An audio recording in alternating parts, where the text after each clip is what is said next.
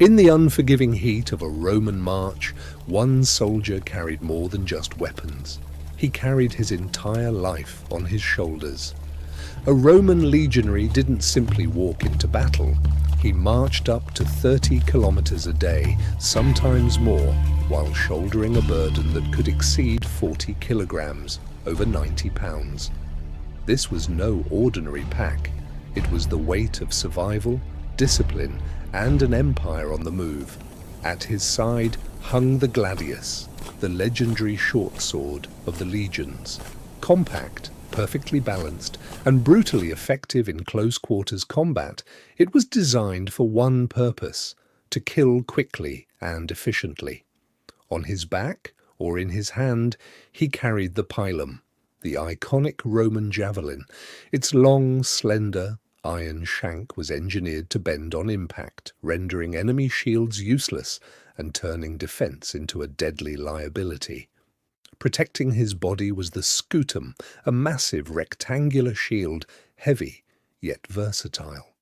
When locked together with his comrades, it formed the legendary testudo, an impenetrable wall of iron and wood. But the legionary was far more than a warrior. He was also a builder, an engineer, and a survivor. Strapped to his pack was the dolabra, a rugged pickaxe that could dig trenches, chop wood, or clear obstacles in minutes. Every man also carried several sharpened wooden stakes. At the end of a long day's march, these stakes would rise into a fortified palisade, turning any overnight camp into a miniature fortress. His rations were simple but demanding: unground wheat or barley that he had to mill himself into flour for bread or porridge.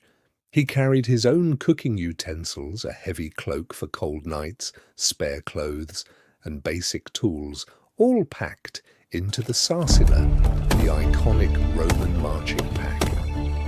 After the military reforms of Gaius Marius, soldiers were expected to carry almost everything themselves. The proud legions of Rome earned a mocking yet respectful nickname: Marius Mules.